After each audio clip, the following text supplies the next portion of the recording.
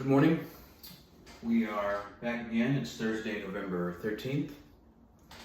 I was going to skip going over a Bible verse. It's gotten a little Bible-y over the last few days. I don't like doing that too much. But this is a story that's familiar enough to the mainstream audience where I think it's acceptable. It's not going to bother anybody too much if we go over it. And I think the younger men can benefit from hearing it. I don't think when we were younger, back in my day, it was very, very commonly referenced. So I think it's good to remix things from time to time. I don't like the remakes that Hollywood does. I think they're very, very lackluster, and that comes from leadership. But let's leave that for another time. Today I'd like to go over the story of Samson and Delilah. Okay? Now, if you haven't been able to tell by now, we use these stories not just as the direct text, like a historical kind of overview, but we use them as metaphors. Metaphors are kind of illustrations that mean something else behind the actual story.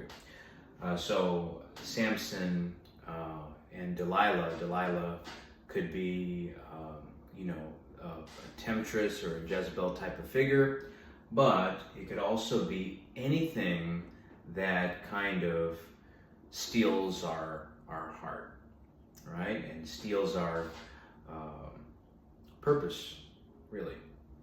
So let's read. This is Judges 16 verse 4, and we're going to go through verse 20. And it came to pass afterward that he loved a woman in the valley of Sorek, whose name was Delilah. And the lords of the Philistines came up unto her, and said unto her, Entice him, and see wherein his great strength lieth, and by what means we may prevail against him, that we may bind him to afflict him, and we will give thee every one of us 1,100 pieces of silver. And Delilah said to Samson, Tell me, I pray thee, wherein thy great strength lieth, and wherewith thou mightest be bound, to afflict thee. And Samson said unto her, If they bind me with 7 green withs that were never dried, then shall I be weak, and as any other man. Forgive me, let's read this right. This is 16 verse 7. And Samson said unto her, If they bind me with 7 green withs that were never dried, then shall I be weak, and be as another man. Then the lords of the Philistines brought up to her 7 green withs, which had not been dried, and she bound him with them. Now there were men lying in wait, abiding with her in the chamber. And she said unto him, The Philistines be upon thee, Samson.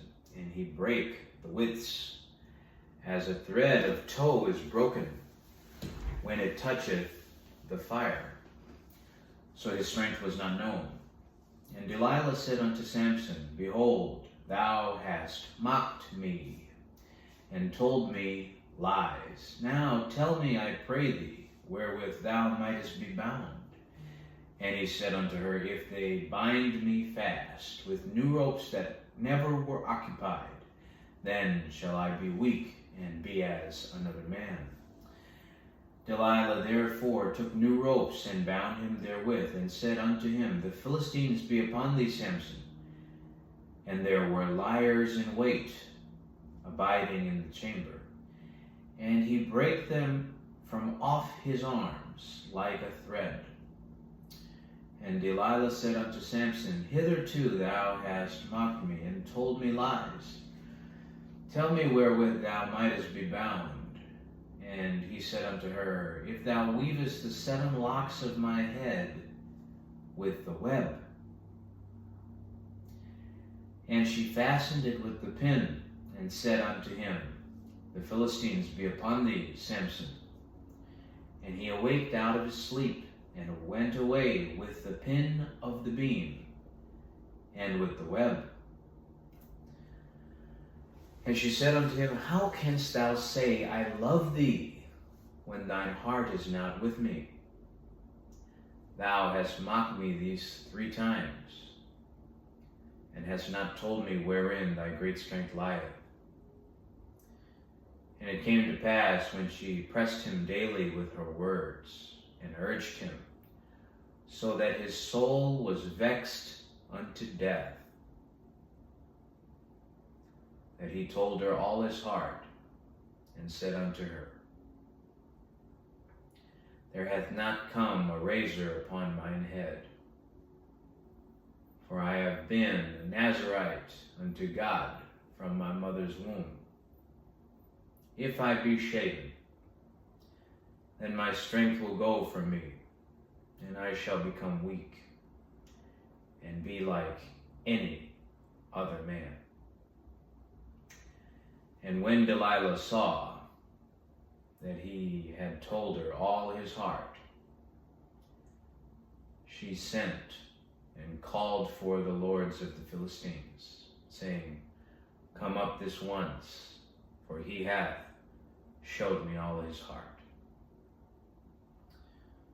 Then the lords of the Philistines came up unto her, and brought money in their hand. And she made him sleep upon her knees, and she called for a man. And she caused him to shave off the 7 locks of his head. And she began to afflict him, and his strength went from him. And she said, The Philistines be upon thee, Samson. And he awoke out of his sleep, and said, I will go out as at other times before, and shake myself. And he wist not that the Lord was departed from him.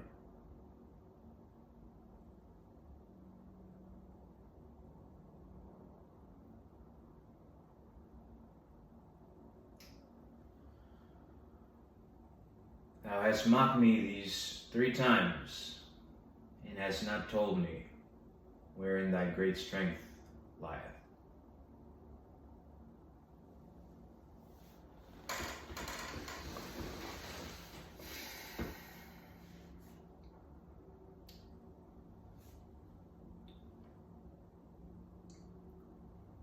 Simon, son of Jonah, do you love me? Simon, son of Jonah, do you love me? Simon, son of Jonah, do you love me?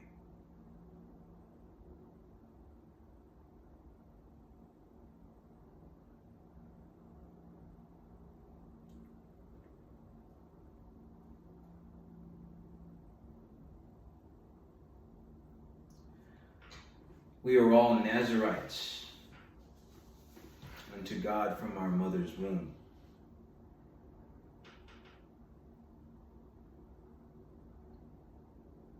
The enemy tries to convince us that only physical strength and bedroom strength has value. That's not the case.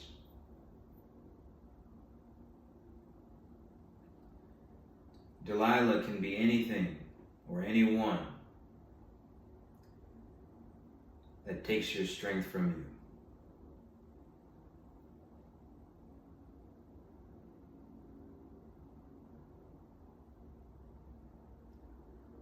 The first time Samson saw another man in the chamber, that should have been the end of the relationship. What we think is love is no more than a chemical reaction, a misuse of our testosterone.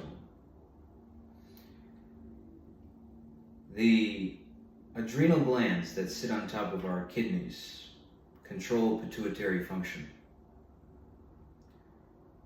They are necessary for the process of puberty, which changes us from boys to men, no pun intended. And it is not losing your virginity that makes you a man.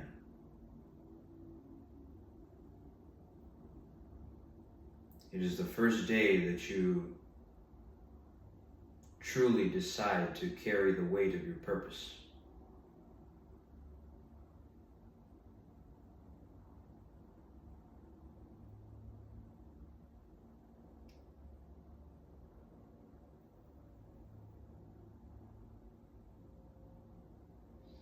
There's nothing wrong with loving women.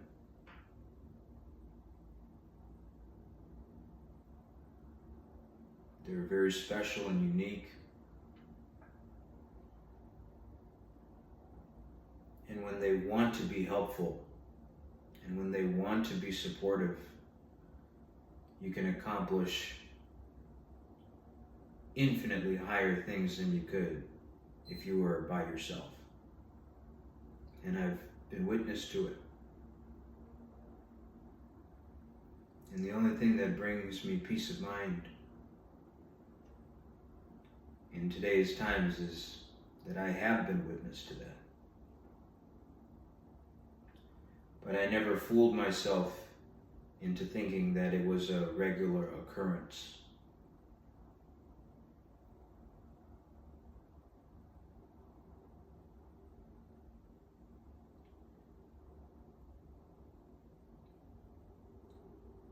I knew exactly what I was walking into each time I fell in love.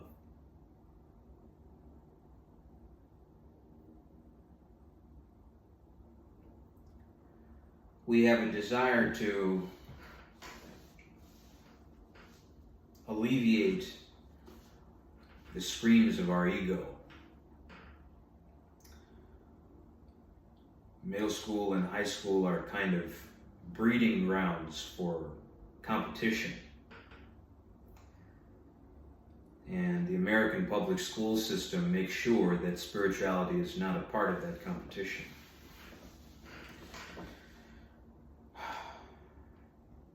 James and John, or their mother or something, asked if they could sit on the right and the left hand of Jesus in the kingdom to come. And the disciples would ask, who is going to be the greatest in the kingdom of heaven? And even Jesus didn't really,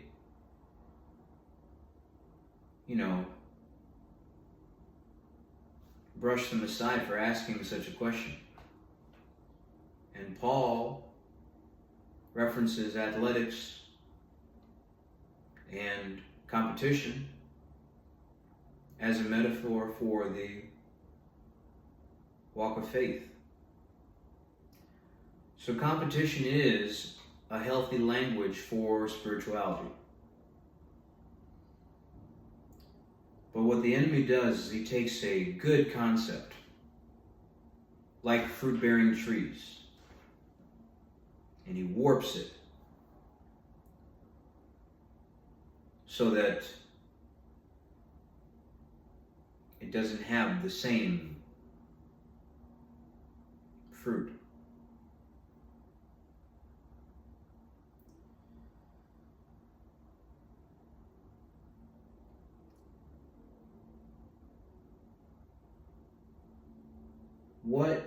What you deal with emotionally, the things that can drive you even to suicidal thoughts, does not come from a particular female. It comes from an external source using your own insecurities against your purpose. You are able to do things that I cannot even imagine. And they don't require you to win bottle wars at clubs or have a conquest number or notches in your belt that are higher than anybody else, or have the most glistening jewelry collection that passes DJQ's Diamond Tester Challenge.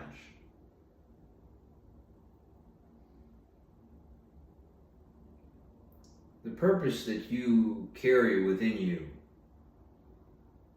was planted before you were even a twinkle in your father's eye. That's not something that should be thrown away because you like a woman's hair texture or a particular set of curves that she has, whether she was born with it or not.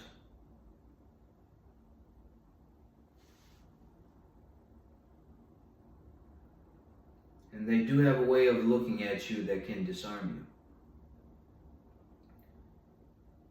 you. And that is not a negative thing in and of itself.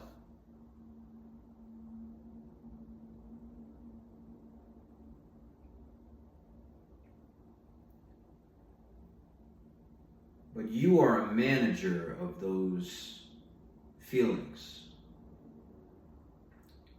You are a steward of all that internal body chemistry. Testosterone is a hormone that you are to master, not to be a slave to. We talked about preserving your life force and not wasting your seed, both physical or spiritual.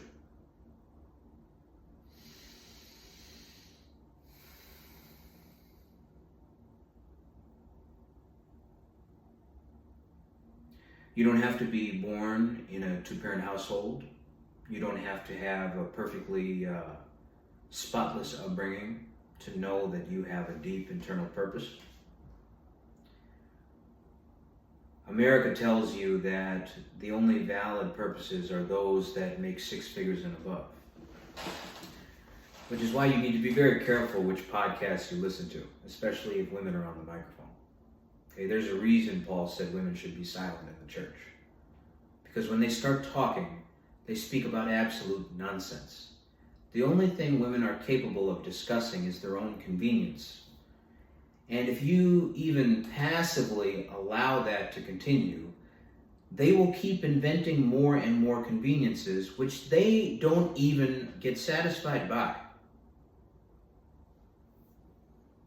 There are humorous skits all over TikTok that illustrate women's frustration with men that do everything they ask them to do. So you know that this is a charade to begin with. They don't even like when you do what they say. And still, you beg for the opportunity to do so.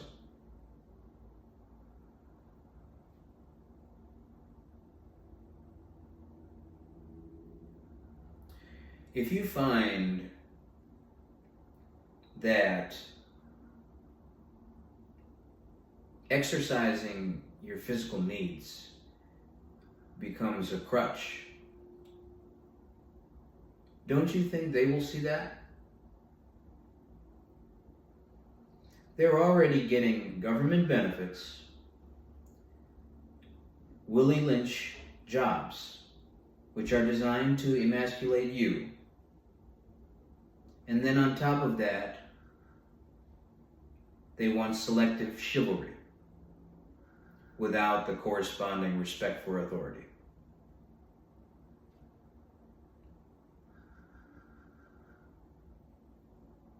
That's 3 ways they mock you. Don't you have any dignity or shame? Your life is worth far more than being on a woman's leash. You are not an accessory. You are not a pet. You are a leader of a nation, and you need to start acting like it. Samson was a judge of Israel in the days before kings.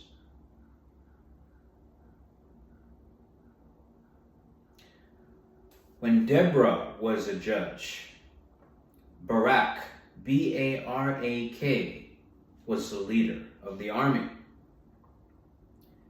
And he was supposed to go to war at Deborah's request. Deborah was not the queen of the nation. She was merely a judge. But even she respected the hierarchy of the natural divine order. And because Barak said, "I will not go unless you go with me," Deborah said, "Because you have done this, the glory of your victory will go to a woman." And it did. Her name was Jael, Jael. She drove a nail through Sisera's head, which is what Barak should have done.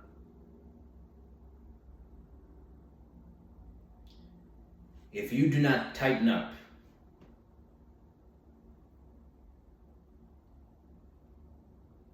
a woman will take your purpose and your glory.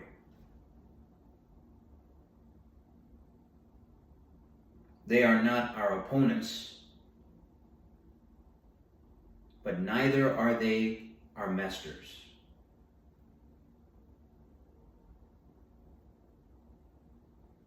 Go and be cordial at work today if you have to work for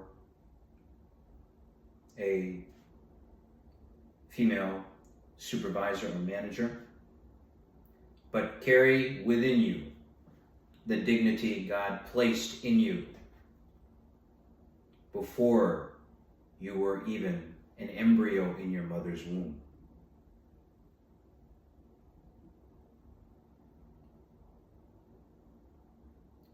Do not let Delilah afflict you.